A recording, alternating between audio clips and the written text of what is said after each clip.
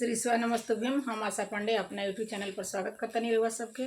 आज बेटी विवाह गीत सुनाओ जतनी अच्छा लगे तो लाइक करें, शेयर करें, कमेंट में ज़रूर बताएं। अगर चैनल पर नए बनी तो हमारे चैनल के सब्सक्राइब जरूर कर दें।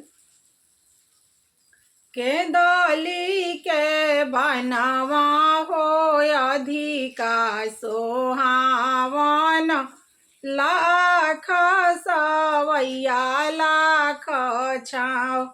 के दली के बनवा हो अधिका सोहावन, लाख सवैया लाख छाव।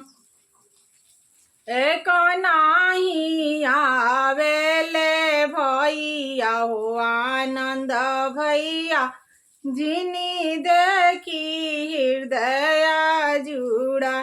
एक नाही आवेले भैया हो राहुल भैया, जिनी देखी हृदय जुड़ा। बारहो बारिशवा पर भैया हमरो आइले, खाड़ी भैले के दली के छाव। बारहो बारिशवा पर भैया हमरो आइले, खाड़ी भैले के दली के छाव। कति बिनु भैया हो ओठावा जुराई गईले, कति बिनु कवल करे।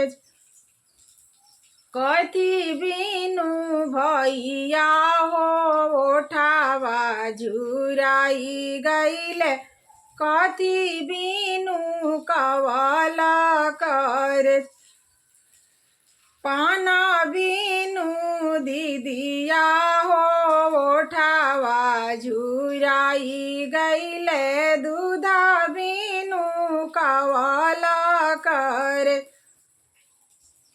पाना बिनु बहिनी हो ओठावा झुराई गईले, दूधा बिनु कवल करे। अगत में जानती कि भैया हमरो आई है, मलिया नालिहती बासा। अगत में जानती कि भैया हमरो आई है, मलिया नालिहती बासा। आवटल दूधावा में जोराना वो ना डलती, ससुजी से लिहती छुपा। आवटल दूधावा में जोराना वो ना डलती, ससुजी से लिहती छुपा।